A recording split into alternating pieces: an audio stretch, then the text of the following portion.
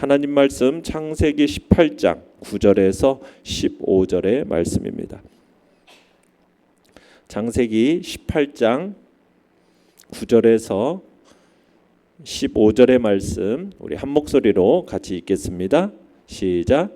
그들이 아브라함에게 이르되 내 아내 사라가 어디 있느냐? 대답하되 장막에 있나이다. 그가 이르시되 내년 이맘때 내가 반드시 내게로 돌아오리니 내 아내 사라에게 아들이 있으리라 하시니 사라가 그 뒤 장막문에서 들었더라. 아브라함과 사라는 나이가 많아 늙었고 사라에게는 여성의 생리가 끊어졌는지라. 사라가 속으로 웃고 이르되 내가 노쇠하였고 내 주인도 늙었으니 내게 무슨 즐거움이 있으리요? 여호와께서 아브라함에게 이르시되 사라가 왜 웃으며 이르기를 내가 늙었거늘 어떻게 아들을 낳으리요 하느냐?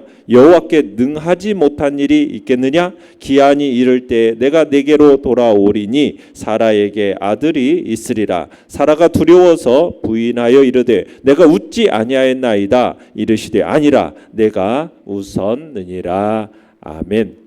오늘 말씀의 제목은 여호와께 능하지 못한 일이 있겠느냐라는 제목으로 말씀을 나눕니다. 어제 본문에서 하나님께서 아브라함으로부터 정성어린 대접을 받으셨죠. 그 하나님께서 이제 아브라함의 아내 사라에게 아들이 있게 될 거다를 예고하시는 장면입니다. 아브라함은 나그네로 나타나신 하나님 그리고 천사들을 부지 중에 알지 못하는 중에 진실되게 영접했죠. 그 결과로 그에 대한 보답으로 그가 그토록 갈망하던 상속자에 대한 기쁜 소식을 듣게 된 겁니다. 자, 본문 9절 10절 다시 한번 읽어보겠습니다. 9절 10절 시작. 그들이 아브라함에게 이르되 내 아내 사라가 어디 있느냐? 대답하되 장막에 있나이다. 그가 이르시되 내년 이맘때 내가 반드시 내게로 돌아오리니 내 아내 사라에게 아들이 있으리라 하시니 사라가 그 뒤 장막 문에서 들었더라. 자, 아브라함을 찾아온 손님들을 그가 준비한 음식을 맛있게 먹은 후에 그의 아내 사라를 찾았습니다. 자, 아브라함은 그녀가 장막 안에 있다라고 했어요. 그러자 하나님께서는 1년 내에 다시 아브라함을 찾을 거라고 했고 그때 사라가 아들을 안고 있을 거다. 이렇게 말씀을 하신 겁니다. 그러니까 하나님께서 1년 이내에 사라가 아이를 낳을 거라고 말씀하시면서 지금 사라에게 이 말씀을 전적으로 믿는 믿음을 요구하고 계시는 거죠. 자, 내용 같이 문제 1번 보십시오. 자, 하나님께서 아들이 태어날 거라고 말씀하시자 사라는 어떤 반응을 보입니까? 자, 11절 12절 같이 한번 읽어보겠습니다. 시작. 아브라함과 사라는 나이가 많아 늙었고 사라에게는 여성의 생리가 끊어졌는지라. 사라가 속으로 웃고 이르되 내가 노쇠하였고 내 주인도 늙었으니 내게 무슨 즐거움이 있으리요. 자, 장막문 뒤에서 그 말씀을 듣고 있던 사라가 아브라함과 자신의 그 늙음으로 인해서 그 말을 믿지 못하고 뭐 합니까? 웃습니다. 그죠? 웃고 웃으면서 내가 노쇠했고 내 주인도 늙었으니 내게 무슨 즐거움이 있으리요. 자, 사라의 반응은 한마디로 뭐예요? 말도 안 된다는 거죠. 말도 안 된다. 하나님의 말씀이 그대로 실현될 것을 도무지 믿기 힘들다라는 겁니다. 그러면서 창세기 기자는 왜 사라가 이렇게 반응할 수 없는가에 대해서 설명을 해놨어요. 뭐라고? 남편 아브라함은 매우 늙었고 그 다음에 자신 사라는 생리가 월경이 끝난 지가 오래되었다라는 거예요. 아이를 가지는 게 불가능하다라는 거죠. 불가능하다라는 거죠. 그러니까 사라는 지금 어떻게 보면 지극히 정상적인 인간적 사고를 하고 있는 겁니다. 그런데 사라는 전능하신 하나님의 능력을 바라보지 않고 아브라함과 자신의 그 늙은 모습만 바라보면서 하나님의 약속에 대한 소망을 갖지 못하고 비관적인 생각을 가진 겁니다. 그러니까 하나님의 그 자손의 약속이 성취되기 되기 위해서는 지금 기적이 필요한 거죠. 아브라함과 사라에게 바로 이 점을 인식시키는 것이 지금 하나님이 의도하셨던 바예요. 아브라함은 이미 우리가 17장에서 봤죠. 자신의 가능성에 대해서 포기했어요. 하나님께서 사라를 통해 아이를 주시겠다 이렇게 선언하니까 아브라함도 그때 어떻게 했어요? 웃었어요. 그죠? 하나님의 말씀을 어이없어 하면서 비웃었어요. 100세 된 사람이 어찌 자식을 낳을 수 있을까? 사라가 90세니 어찌 출산할 수 있을까? 그냥 이스마엘이나 하나님 앞에 살기를 원합니다. 이런 식으로 하나님 앞에서 그 말씀에 대한 비웃음이 있었어요.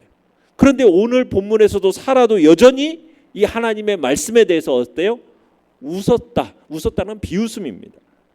두 사람 모두 임신에 관해서는 자신들의 어떤 신체적인 가능성에 대해서 포기한 지가 오래입니다. 자, 그런데 인간이 완전히 포기하는 그 순간이 하나님의 사역이 시작되는 순간임을 믿으시길 바라요. 그러니까 사람의 의심이 당연하게 여겨지는 만큼 어떻게 보면 하나님께서 하고자 하시는 일도 초자연적인 기적이라는 거죠. 자, 내용 관찰 문제 2번을 보세요. 하나님께서는 믿지 못하고 웃는 사라에게 무슨 말씀을 하십니까? 자, 13절 14절 같이 한번 읽어보겠습니다. 시작. 여호와께서 아브라함에게 이르시되 사라가 왜 웃으며 이르기를 내가 늙었거늘 어떻게 아들을 낳으리요 하느냐? 여호와께 능하지 못한 일이 있겠느냐? 기한이 이를 때 내가 내게로 돌아오리니 사라에게 아들이 있으리라. 자, 하나님께서는 장막문 뒤에 있는 이 그녀의 불신앙적인 생각까지도 하나도 놓치지 않고 모두 알고 계셨어요. 또 하나님께서는 사라가 남편 아브라함의 나이 든 것, 또 자신도 늙어서 아기를 가질 수 없는 기능이 중단된 것, 생리가 중단된 것, 이 사실 때문에 임신의 가능성에 대해서 지금 회의적으로 생각하고 있는 겁니다. 그것을 알고 계셨던 거예요. 그럼에도 불구하고 하나님께서는 아브라함에게 사라가 왜 웃느냐 물으셨어요. 그러니까 내가 늙었거늘 어떻게 아들을 낳으리요? 사라가 자신에 대한 가진 어떤 체념, 그 체념이 매우 깊다는 것을 잘 보여주는 거죠. 그래서 하나님께서 비웃는 그 사라를 두고 아브라함에게 따끔하게 한마디 하시는 거죠. 뭐라고 말씀하시는 거예요? 하나님에게, 여호와께 능하지 못한 일이 있겠느냐? 하나님께 능하지 못한 일이 있겠느냐? 하나님의 능력에는 한계가 없다라는 것을 강조하시는 말씀인 거죠. 사라가 믿지 못해서 지금 비웃고 있음에도 불구하고 하나님께서는 계획한 바를 1년 안에 성취하실 거라고 다시 한번 선포하시는 겁니다. 그러니까 인간의 그 불신이 하나님의 계획과 하나님의 섭리를 무산시킬 수가 없다라는 그 진리가 선포되고 있는 겁니다. 자, 그러자 15절 읽어봅니다. 시작. 사라가 두려워서 부인하여 이르되 내가 웃지 아니하였나이다. 이르시되 아니라 내가 웃었느니라. 사라가 자신의 속마음이 들켜버렸어요. 자, 그 들켜버린 사라에게 그 나그네들에 대한 갑작스러운 두려움이 임한 거죠. 사라는 지금 자신에 관한 이야기를 엿듣던 중에 자신도 아무도 모르는, 정말 아무도 모르게 속으로 웃었어요. 속으로 웃었는데 참 이 사람들이 자신의 내면에 있는 생각까지 읽어버린 거예요. 이것을 알고서는 크게 당황하고 놀란 거죠. 자, 이 당황과 놀라움은 또 다른 거짓말로 연결이 됩니다. 불신을 들켜버린 사라가 두려워하면서 뭐라고 얘기해요? 내가 웃지 않았어요. 거짓말을 합니다. 사라가 단순히 웃지 않았다, 소극적으로 부인한 그 정도가 아니라 이 표현은 뭐냐면 나 전혀 웃지 않았어요. 이런 식으로 적극적으로 부정하면서 자기 변호를 하는 겁니다. 보통 사람들이 그러잖아요. 자신의 어떤 은밀한 생각이나 잘못이 딱 드러나면 어떻게 해요? 당황하고 두려워하면서 어때요? 자신을 보호하려는 본능에서 이런 반응이 일반적으로 나오지 않습니까? 그러니까 사라는 자신과 대화하고 있는 상대방의 정체가 야, 이게 사람 이상이네 라는 순간적인 판단, 자신의 속생각까지 알고 있는 이 상대방의 능력에 대해서 두려움이 막 자신에게 임하기 때문에 더욱 강하게 거짓말을 하고 말았던 겁니다. 그러니까 사라는 자신의 허물을 하나님 앞에서조차 지금 숨기고자 한 거죠. 하지만 같은 사람은 속일 수는 있을지 모르지만 여러분, 사람의 마음까지도 감찰하시는 하나님을 속일 수는 없습니다. 결국 하나님께서는 사라의 거짓말에 아니다, 너는 웃었다, 단호하게 말씀하시죠. 이 말씀은 어떻게 보면 하나님의 능력을 믿지 못하는 사라를 책망하시는 말씀이고, 그리고 또한 앞으로 일이 하나님께서 말씀하신 대로 돼서 사라가 아이를 낳을 거라는 확신을 주는 말씀이다라고 볼 수가 있습니다. 자, 연구와 묵상 문제 3번입니다. 자, 하나님께서는 왜 아브라함과 사라에게 여호와께 능하지 못한 일이 있겠느냐라고 말씀하십니까? 자, 하나님께서는 아브라함과 사라의 나이가 많고 또 사라의 생리도 끊어져서 더 이상 임신할 수 없는 상황이 분명함에도 불구하고 하나님께서 한계 없는 일을 이루시고 천지를 창조하신 전능하신 부이라는 사실을 그들이 알기를 원하셨기 때문에 사라에게 여호와께 능하지 못한 일이 있겠느냐 지금 선포하시는 거예요. 인간에게는 기적이라고 생각될 수 있는 일도 하나님께는요 그저 평범한 일뿐이라는 거예요. 하나님께서는 여성으로서는 도저히 아이를 가질 수 없는 그런 상황에 놓여 있음을 알고 있던 그 사라에게 그녀의 그 불신앙적인 태도를 불식시키기 위해서 거듭 약속을 심어주고 계시는 거죠.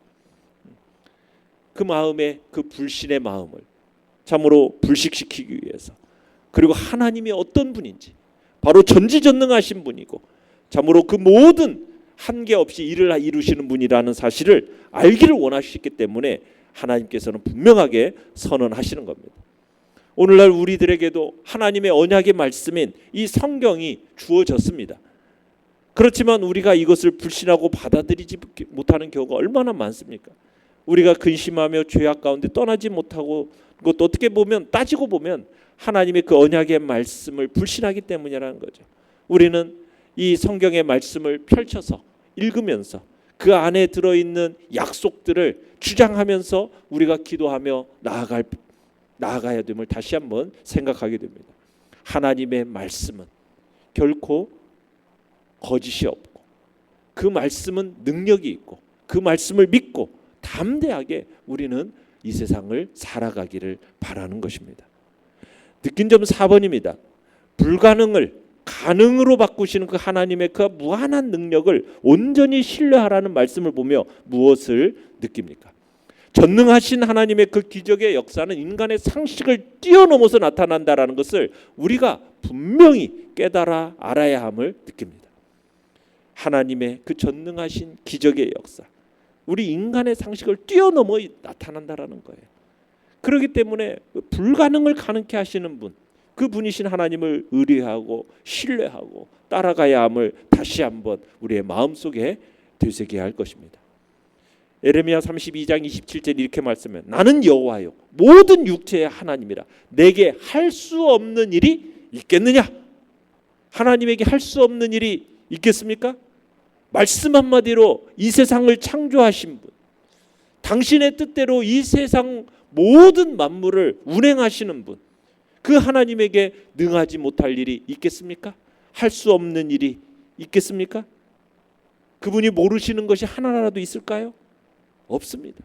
자신의 백성을 위하여 기적을 베풀어 주시는 분이 우리가 믿는 하나님임을 다시 한번 믿으며 선포하며 나아가실 바랍니다. 하나님을 섬기는 신앙인으로서 우리가 이 사실을 분명하게 믿고 신뢰해야 합니다. 어떤 상황 속에서도 우리가 믿는 하나님이 전능하신 하나님이라는 사실을, 그 믿음을 잃지 말아야 할 것입니다. 그럴 때 우리가 하나님의 그 초월한 능력을 힘입어서 우리가 당면한 문제를 해결받을 수 있게 될 것입니다. 우리 인간에게는 불가능한 일도 하나님께는 너무나도 쉽고 간단하다라는 것을 우리가 기억해야 하겠습니다. 오늘 하루도 전능하신 하나님을 온전히 신뢰하며 그분의 도우심을 구하는 한 날이 되시기를 간절히 축원합니다. 결단과 적용 5번입니다. 최근 내 연약함과 한계에 갇혀 주님의 약속을 믿지 못했던 적은 언제입니까? 전능하신 하나님의 약속과 능력을 믿으며 살기 위해 무엇을 실천하겠습니까? 오늘도 주의 말씀에 능력이 있고 그 약속은 그대로 이루어진다라는 사실을 다시 한번 마음속에 되새기고 전지전능하신 하나님, 그분이 내 삶 속에서 역사하실 것에 대한 기대와 소망을 담고 연약함, 한계, 내가 갇히지 않겠다 결단하시고 그 전능하신 하나님의 능력을 믿고 신뢰하고 의지하면서 살아가겠다는 결단이 오늘 이 시간에 있기를 간절히 축원합니다. 오늘의 기도 같이 읽겠습니다. 시작. 인간의 연약함과 한계에 갇히지 말고 오직 전능하신 하나님의 능력을 의지하며 살게 하소서. 아멘.